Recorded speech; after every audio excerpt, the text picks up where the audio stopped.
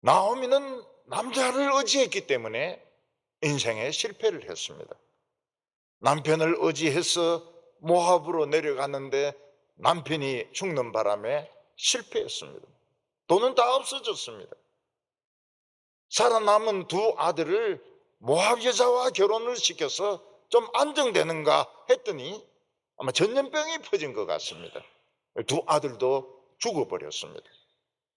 나오미의 인생은 또 실패한 인생이 되었습니다. 그때 나오미의 결심이 무엇인가 하면, 나는 이제 남자를 의지하지 않겠다. 나는 이제 하나님만 의지하는 신앙으로 바꾸겠다. 이렇게 결심을 하게 된 것입니다.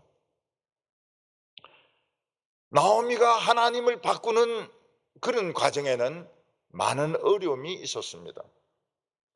일단은 자기를 따르고 있는 모압 며느리 2명을 떼놔야만 했습니다. 그리고 그 먼 길을 이스라엘로 돌아가야만 했습니다.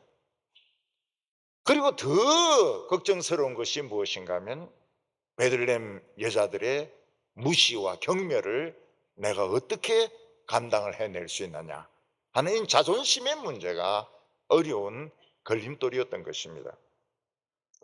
오늘 첫 번째로 우리가 생각할 것은, 하나님께로 완전히 돌아가는데 장애물이 있다는 것입니다.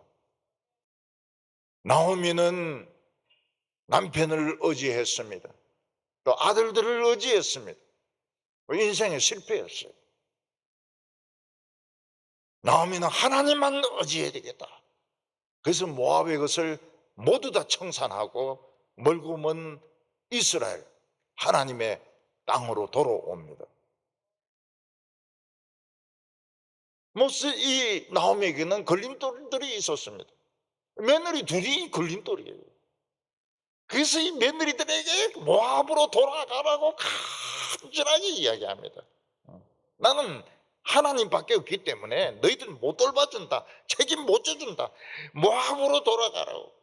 하나는 돌아가는데 하나는 죽자고 또 안 돌아가는 겁니다. 그래서 할 수 없이 데리고 와요. 그리고 모압에서 사해 동쪽을 걸어가지고 베들레헴까지 오는 길은, 이거는 여자들끼리 여행하기는 사실 거의 불가능한 길입니다. 강도들도 우글거리고 물도 구할 수가 없고 밤에는 잘 데도 없고, 그 엄청 그 더운 그 길을 통과해야 되는 것. 그래서 통과해야 되는 것. 그리고 최고로 두려운 것이 무엇입니까? 베들레헴에 돌아갔을 때 얼마나 여자들이 말이 많습니까? 전부 그냥 나오미를 막 쪼아댈 텐데, 내가 어떻게 고개를 들며 내가 어떻게 거기서 버틸 수 있을 것인가? 나오미의 자존심이 나오미의 발을 잡았습니다. 근데 나오미는 어떻게 생각했습니까? 나 죽었다. 나 나오미 죽었다. 나 자존심 없다. 난 무조건 가야 된다. 그래서 이 자존심 버리고 자기는 죽었다고 생각하고 그 베들레헴으로 돌아가는 것입니다. 오늘 두 번째로는 이 베들레헴에 진짜 예상 밖의 큰 소동이 벌어지게 된 것입니다. 우선 성경은 나오미가 모압을 떠나서 베들레헴까지 갈 때까지 어떤 일이 있었는지 일체 말을 안 하고 있습니다. 나오미와 룻 여자 둘이만 그 먼 길을 가는 것은 죽으러 가는 길과 같았습니다. 가다가 지쳐서 쓰러질 수도 있고, 물을 구하지 못해서 목이 말라 죽을 수도 있고, 또 외딴 곳에서 강도나 도둑을 만나가지고 그나마 가지고 있던 옷이나 물건 다 뺏길 수도 있습니다. 근데 성경은 일체 말을 안 해요. 그 이유가 뭘까요? 한마디로 요약이 되기 때문입니다. 그 한마디는 뭔가 하면 하나님의 은혜입니다. 하나님의 은혜가 지켜주셔서 무사히 온 겁니다. 예를 들어서 나오미와 룻이 너무 걸어서 지쳐서 쓰러지려고 하면 이상하게 어떤 사람이 뭐 소달구지 말달구지 같은 거 끌고 지나가면서 타라고 그래가지고 타고 지나가기도 하고, 물이 떨어지니까 막 이상하게 어디서 샘물이 나오기도 하고, 또 강도들이 그냥 다 내놔라 이러는데 일행이 갑자기 있어가지고 강도들 물리치기도 하고, 그게 이제 은혜거든요. 은혜, 하나님의 은혜. 나오미와 룻이 베들레헴까지 무사하게 온 것은 하나님의 은혜입니다. 이게 굉장히 중요합니다. 왜냐하면 오늘까지 지켜주셨다면 미래도 지켜주십니다. 오늘 우리가 살아오는데 크고 작은 어려움이 있었다 하더라도 지금 우리가 무사히 여기까지 와서 살고 있다면 앞으로도 하나님은 우리의 삶을 인도해 주십니다. 은혜로 지켜주십니다. 오늘까지 왔다면 미래도 가는 겁니다. 이게 중요해요. 나오미와 그 며느리가 먼지를 뒤집어 쓰고 전부 짝대기 하나씩 잡고 망태기 메고 베들레헴에 나타났을 때 베들레헴 사람들은 몰라봤습니다. 이 두 여자를 몰라봤어요.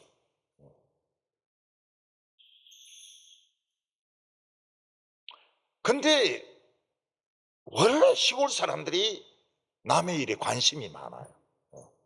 안 보는 것처럼 하면서도 다 보고 있습니다.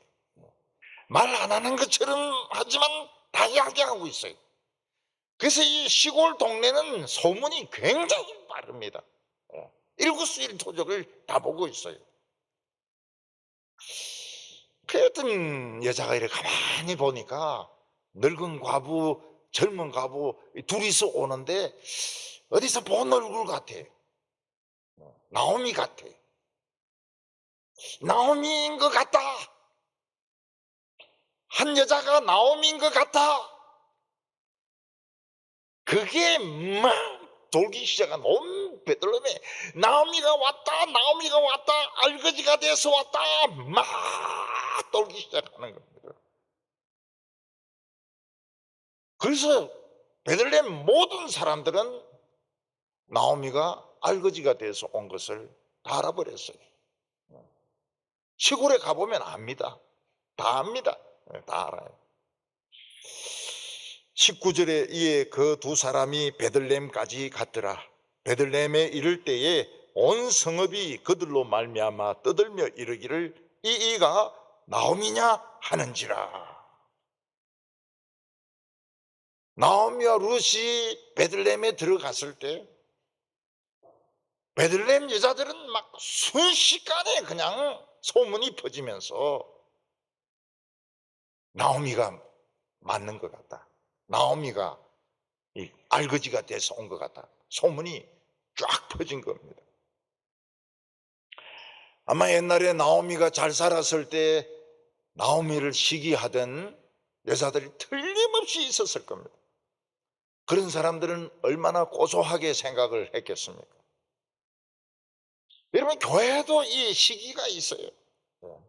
누가 좀 더 잘 살고, 누가 좀 더 관심을 받고, 누가 좀 더 예쁘고, 그러면은 말은 안 해도 이 시기란 게 이게 교회에 있다고. 무서운 겁니다. 무서운 거. 잠언에는 시기는 뼈를 녹이니라 이렇게 되어 있는데, 뼈 녹아도 좋다 이런 사람들 있어요. 시기심이. 진짜 나오미인가 아닌가 물어봅니다. 진짜 나오미 맞느냐? 나오미 맞다 그래요. 나오미 맞다. 그러니까 막 온 성읍이 버글버글 끓습니다. 나오미가 맞단다. 나오미가 왔다. 알거지가 돼서 왔다. 오늘 여기 세 번째로 나오미의 겸손을 볼 수 있습니다. 베들레헴 사람들은 진짜 나오미가 돌아온 줄 알고 여자들은 다 모여듭니다. 남자들은 어떻게 합니까? 창문 뒤에서 이렇게 봅니다. 남자들은 체면이 있으니까.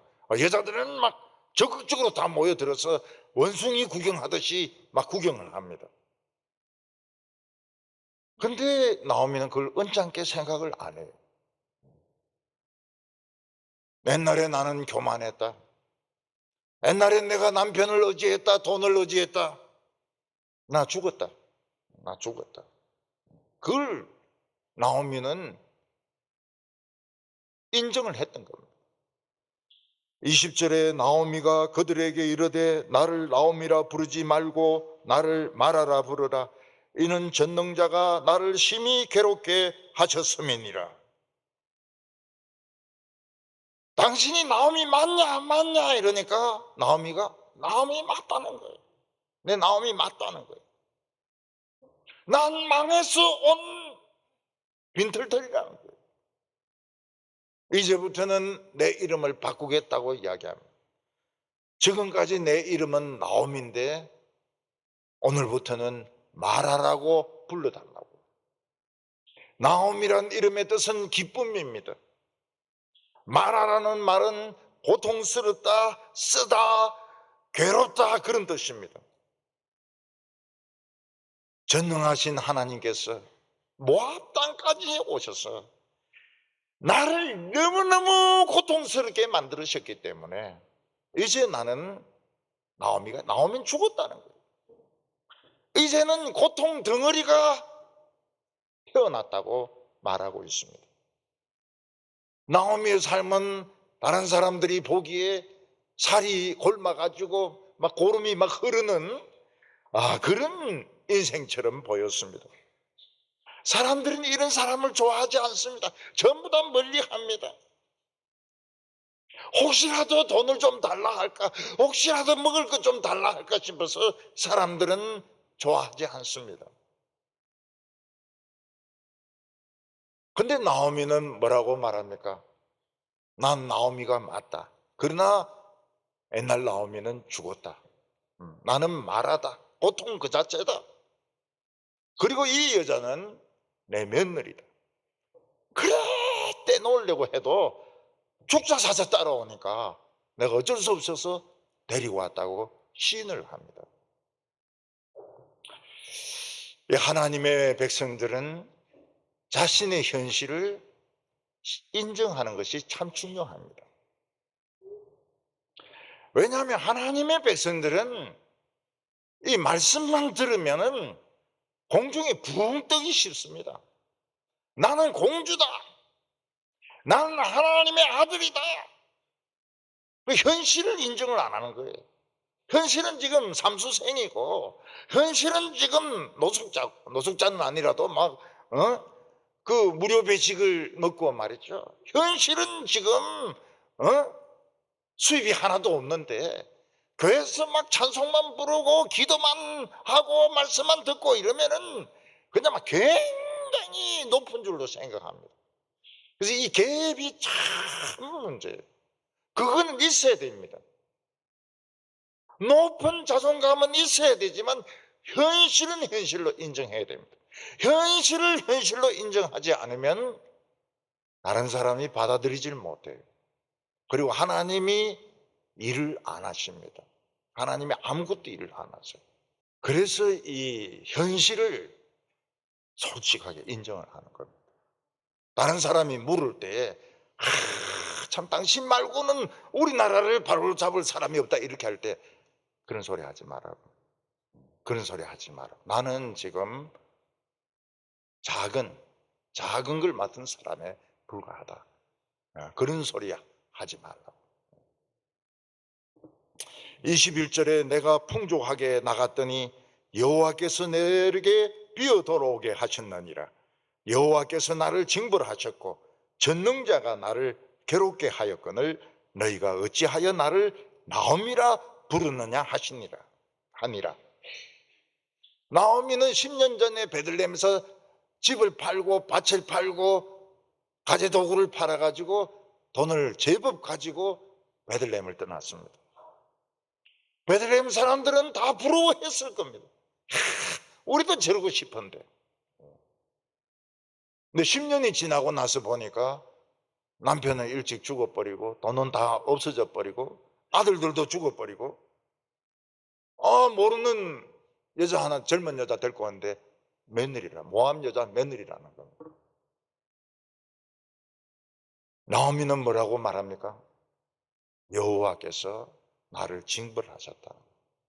내가 하나님으로부터 멀어지니까 여호와께서 나를 사랑하셔서 나를 징벌하셨다는 겁니다. 샤다이가 엄청나게 전능자가 엄청나게 나를 괴롭게 하셨다. 그러니까 나오미가 얼마나 마음고생을 많이 했는지 알 수가 있습니다. 그래서 나는 나오미란 이름이 맞지 않다는 거예요. 나는 마라라는 말, 고통 그 자체, 생고생, 덩어리, 이게 내 이름으로 맞다고 이야기를 합니다. 그냥 인정을 하는 거예요. 어떻게 너 혼자 하냐? 남편 아들들 다 죽었다. 저 여자 누구냐? 모함 여자 며느리다. 그 재산 어떻게 됐느냐? 그냥 갑으로 들고 막 이래가 다 없어져 버렸다. 나는 고통 그 자체라고.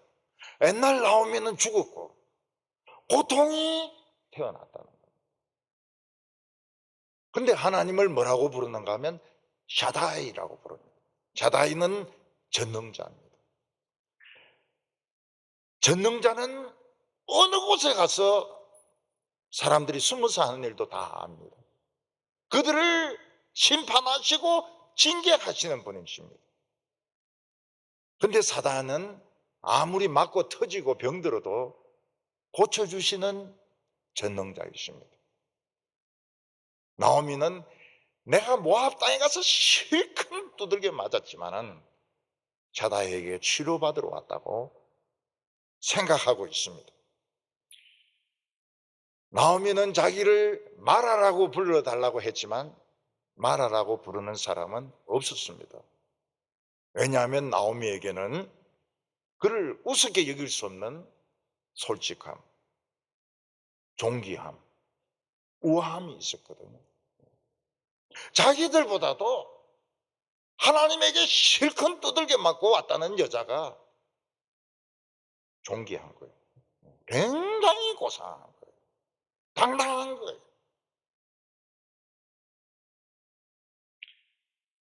하나님께서는 나오미와 룻이 자기 자신을 솔직하게 인정하고 자존심을 버리고 베들레헴에 돌아왔을 때 보리를 추수하는 시기였습니다.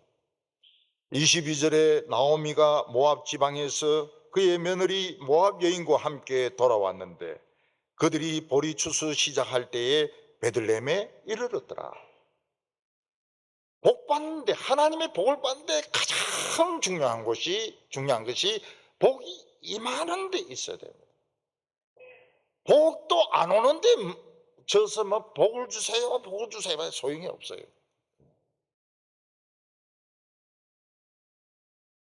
사람이 부흥을 체험하려면 부흥이 막 일어나는 곳에 현장에 있어야 됩니다. 다 식어버린 교회에서 아무리 부흥을 달라고 기도해도 일어나긴 일어날 겁니다. 한 3, 40년 뒤에 3, 40년 뒤에는 부흥이 일어날 줄 몰라요. 안 일어납니다. 썰렁합니다. 복이 임하는 곳에 있었기 때문에 잘 된 거예요. 지금 시골에 가면 안 됩니다. 공장도 안 되고 아무것도, 병원도 안 되고 아무것도 안 돼요. 사람이 없는데. 그리고 그때 엄청나게 교회가 부흥이 됐습니다. 기독교인들이 늘었어요. 80년대, 90년대, 2000년대. 지금은 살살 지금 부흥이 식어가고 있습니다. 살살 식어가고 있어요. 교인 수도 줄어가고 있고 기업들도 지금 어려워지고 있습니다. 왜냐하면 이게 부흥이 떠나고 있는 겁니다. 복이 떠나고 있는 겁니다. 이걸 빨리 터닝을 하려고 그러면 자존심이나 지금까지 믿어오던 그 구닥다리들 깨버려야 돼요. 진짜 안 깹니다. 네, 안 깹니다. 남자들은 자기들이 생각한 거 절대로 안 깹니다. 그러면 나중에 어떻게 됩니까? 땅을 칩니다. 땅을 쳐요. 그걸 깨닫지도 못할 겁니다. 미련해가지고 깨닫지도 못할 겁니다. 지금 복이 살살 복이 지금 어디로 갈지 지금 헷갈리고 있어요. 우리가 하나님만 의지하는 신앙으로 돌아갈 수만 있다면 찬란한 새 인생이 시작됩니다. 나이 80이라도 80, 75세, 75세, 80, 새 인생이 시작됩니다. 모세와 같이 멋진 인생이 시작될 수 있습니다. 그러려면 장애가 되는 자존심 깨야 되고, 지금까지 믿던 그 고집을, 쇠몽둥이 같은 고집을 잘라버려야 돼요. 그러면 찬란한 새 인생이 시작됩니다. 그렇게 못하면 별 볼 일 없죠. 별 볼 일 없는 마라 같은, 남인데 쓴 소리나 하고, 남인데 참 고통이나 주고 아무 쓸모없는 인생으로 끝나게 되는 겁니다. 사람들은 자기의 스타일을 잘 안 바꾸려고 해요. 근데 지금은 바꾸라는 메시지가 굉장히 많습니다. 막 산사태가 일어나고, 지진이 일어나고, 막 그 바다 해면 온도가 올라가가지고 막 태풍이 치는데 차가 날아갑니다. 차가 날아가요. 빨리 체인지해라. 응? 네가 잘났으면 얼마나 잘났냐. 빨리 체인지해라. 이거에 놓치면 망합니다. 나라도 망하고 기업도 망하고 개인도 망합니다. 우리 성도님들은 지금 장애물 경기를 하고 있습니다. 장애물을 뛰어넘으시기 바랍니다. 끝까지 달려가서 옛날에 나는 죽었고 이제 새 사람으로 태어났다, 하나님이 새 인생을 주신다 하는 것을 믿으시고 끝까지 달리시기를 바랍니다. 기도드리겠습니다.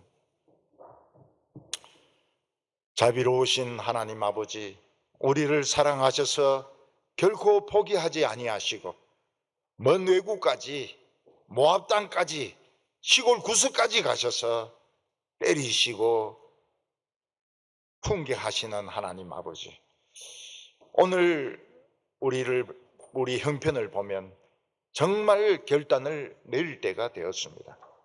하나님 아버지, 우리가 나오미가 될 수 있도록, 기쁨이 될 수 있도록, 말하라고 해서 참 주위에 있는 사람들에게 고통만 주지 않도록 하나님 저희들에게 참 은혜를 내려 주시옵소서.